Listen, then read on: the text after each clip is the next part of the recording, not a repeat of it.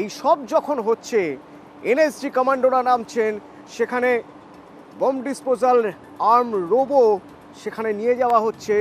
সেই রোবোর মাধ্যমে অ্যামুনেশন আসছে, থরে থরে সাজানো অস্ত্র দেখা যাচ্ছে শাহজাহান ঘনিষ্ঠের বাড়ি থেকে।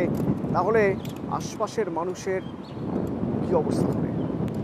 গতকাল অস্ত্র উদ্ধার হয়েছে, আর আজ কি বলছে সরবেরিয়া? সরাসরি প্রতিনিধি অনুপম আমার সঙ্গে রয়েছেন। অনুপম, আশপাশের মানুষ তো যাকে বলে হয়ে গিয়েছেন, হতভম্ব হয়ে গিয়েছেন গতকালের এই ছবি দেখে। যে পরিমাণ অস্ত্র উদ্ধার হয়েছে, এনএসজি কমান্ডোরা যতটা তৎপরতার সঙ্গে এলাকা ডমিনেট করে রেখেছিলেন যাতে কোনো রকমভাবে কোনো বিস্ফোরকের জন্য কারো কোথাও ক্ষতি না হয়। 12 ঘন্টা প্রায় পার হয়ে গিয়েছে। আজ সরবেরিয়ার মানুষ কি বলছেন?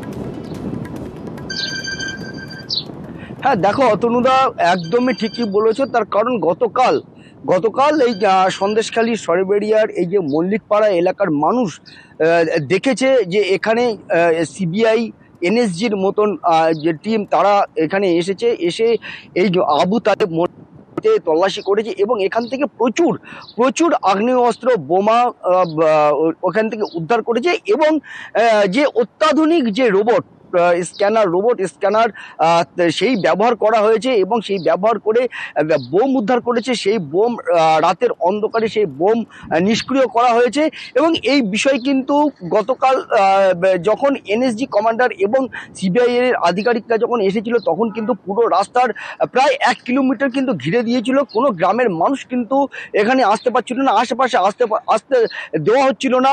তার দুটি কারণ।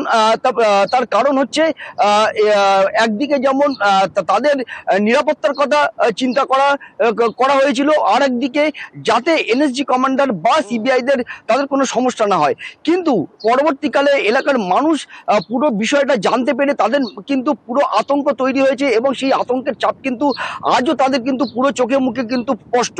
আজ সকাল থেকে কিন্তু এলাকার মানুষ দূর থেকে এই যে আবু তালেব মোল্লার বাড়ি কিন্তু দূর থেকে কিন্তু তারা দেখছে এবং তারা কিন্তু চিন্তা করছে যে এই বাড়িতেই কিন্তু এত আগ্নেয়াস্ত্র, এত বোম আছে কোথাও, এবং সেগুলো মধ্যে অনেক অস্ত্র, বিদেশি অস্ত্র, যেগুলো ডার্ক ওয়েবের মাধ্যমে কেনা হয়েছে। অস্ত্রে লেখা আছে মেড বাই ইউএস মেড। সেই সব অস্ত্রের কথা যখন তারা শুনছেন, সংবাদ মাধ্যমে জানছেন, বাড়ির পাশের অস্ত্র ভাণ্ডার সম্পর্কে তারা ওয়াকিবহাল হচ্ছেন, তখন চুপ হয়ে আছেন সরবেরিয়ার মানুষ। থমথমে অবস্থা সরবেরিয়ায়। দেখুন, আমরা তো এমনি দুশ্চিন্তাতেও আছি, যাই সব মোট কথা দেখা যাচ্ছে। হ্যাঁ, আমরা এমনি চিন্তার ভেতরেই আছি। হ্যাঁ, আমরা তো এই সব দেখে যাচ্ছি, তো আমরা তো এখন আতঙ্ক হয়ে যাচ্ছি।